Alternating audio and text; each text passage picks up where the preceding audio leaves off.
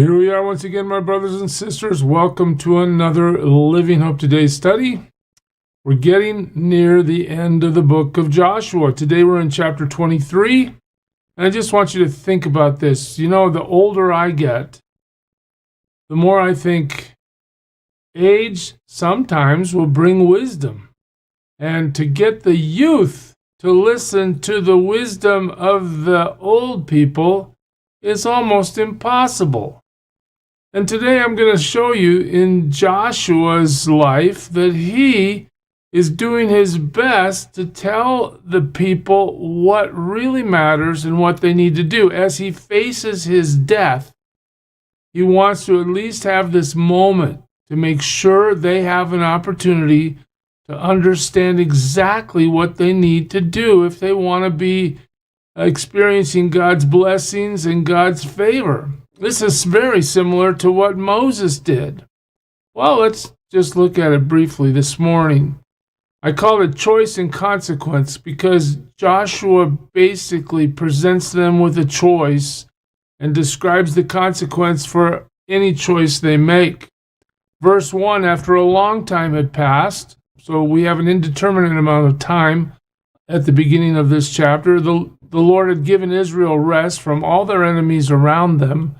Joshua, by then, old, well advanced in years, he summoned all Israel. So here comes the speech from the elder statesman who has walked with God all his life.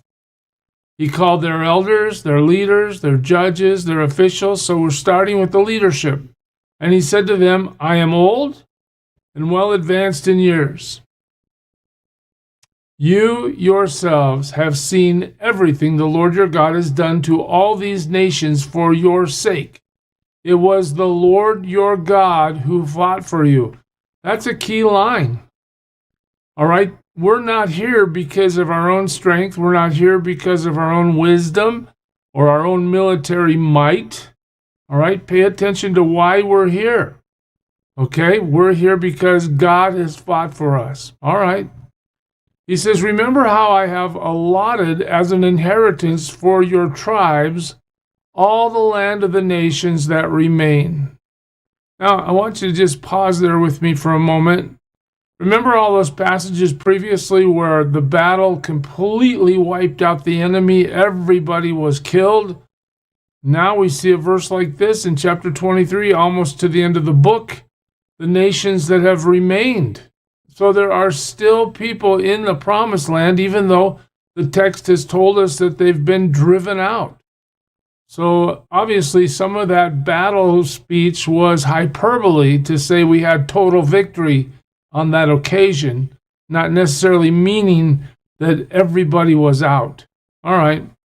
So there are nations that remain. The nations I conquered, he conquered them, but they remain between the Jordan and the Great Sea in the west. This is the promised land, right? The Lord your God himself will drive them out of your way.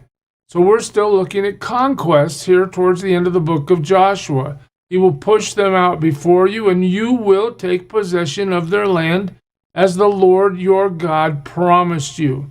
So, even though we had total victory earlier in the book, we still need to have victory now, all right, to finish the job, so to speak. So now, in his elderly way, he starts telling them exactly what they have to do, and he says, first thing, you need to be very strong. What does that mean? It means your mind has to be made up. You have to be fully convinced that God is who he says he is. It means that you have to be fully convinced that God is as strong as God says he is. God will do what he says he will do. That you can trust him wholeheartedly with no reservation. That you just need to follow him in obedience and you're going to be fine. So be very strong. Second thing, be careful to obey. Look at your life. Are you doing what God told you to do? All right? He's not asking for us to perform mighty miracles and do extraordinary things except to say, will you just do what I say? That's it. Be careful to obey. Obey all that is written in the book of the law of Moses without turning aside. This is a key line, without turning aside to the right or to the left. So in your strength and your determination, don't waver. Don't head off in the wrong direction. Continue to review what God has said and do it. That's it. How simple is that? And so now he sort of delineates that and tries to kind of spell that out, what that looks like. So in verse 7, he says, don't associate with these nations that remain among you. Okay? No fraternization here. No intermingling. Don't marry their people. Don't let them marry your people. Stay separate. That's the instruction. All right? Do not invoke the names of their gods or swear by them. All right? So now what are we being told? We're being told you need to be careful, be strong, be courageous, obey the Lord. Don't go to the left or the right. Stay on track. First way, don't associate with these people that are going to take you off track. They're going to take you off track if you start to intermingle. So they're going to ask you to invoke the names of their gods. Don't do it. They're going to ask you to swear by their gods. Don't do it. You must not serve them or bow down to them. Well, then what are we supposed to do, Joshua? But you are to hold fast to the Lord your God, as you have until now. That's the instruction. Be strong. Don't go off to the left or the right. Don't hang out with these people. They're going to corrupt you if you do. They're going to entice you to serve their gods as well, which is something God abhors. It'll be disobedience instead of obedience. Hold fast to the Lord. You've been doing it. This old man gathers the leadership and basically says, keep doing it. Be strong. Don't lose your focus. The Lord has driven out before you great and powerful nations. To this day, no one has been able to withstand you. We've witnessed the power of God. Okay, we've seen it for ourselves. We've lived it. One of you routs 1,000 because the Lord your God fights for you, just as he promised. Your victory has been God's victory. You can trust him. So be very careful to love the Lord your God. If you know God is the source of your strength, he's your refuge, he's the one that's promoting you, pushing you forward to accomplish his purpose, what should you do? Love him, obey him, be strong in him, be committed. But you know there's another side to the coin, right? Here it comes.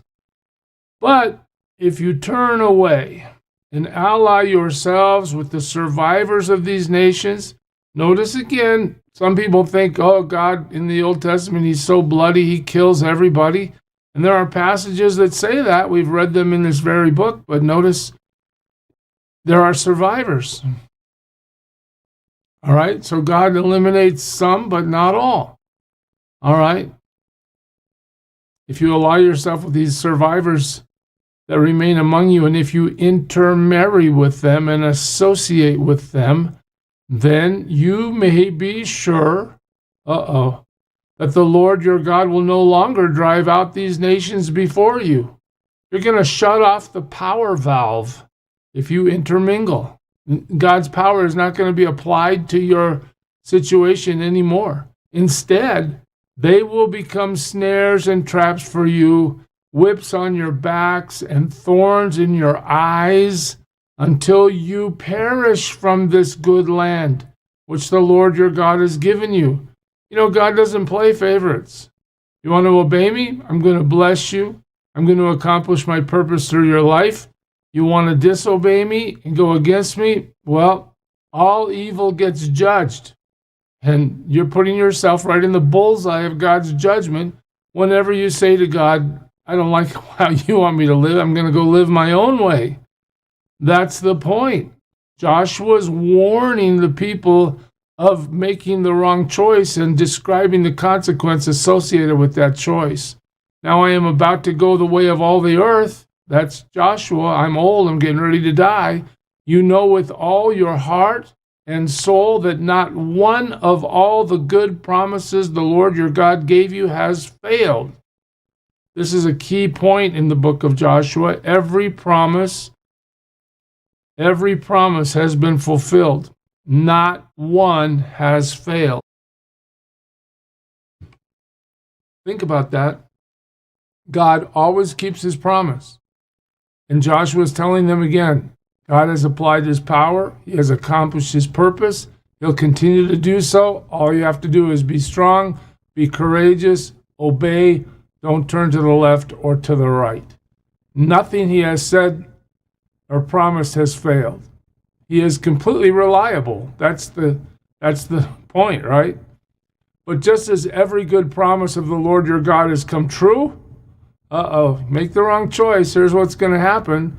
So the Lord will bring on you all the evil he has threatened until he has destroyed you. I thought we were God's favorite. Well, God's willing to bless.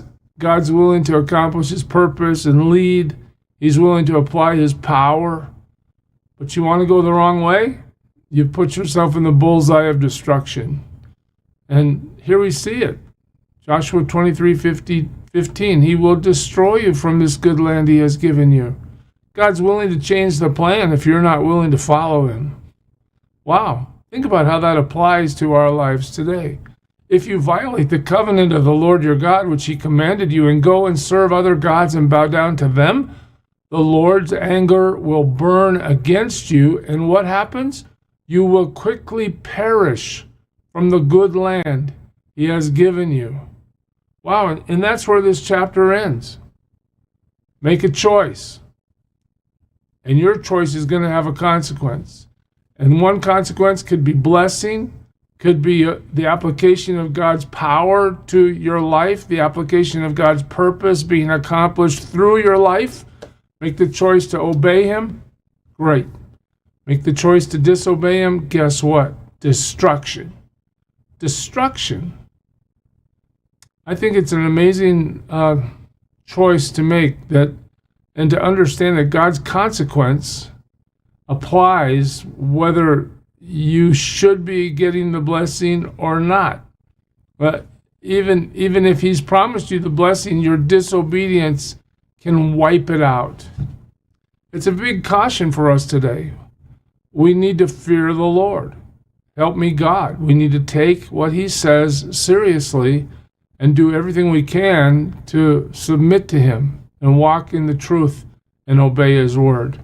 With that said, church, I'll pray that God blesses you with that determination today to be strong and courageous and not go off to the left or the right.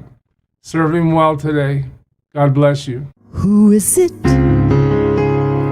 who for sinners shed his blood, and now for cleansing all can plunge beneath that flood? It's Jesus. But do you know who he is? He's the image of the invisible God, and he's the brightness of his glory, the first, the last, the future, the past.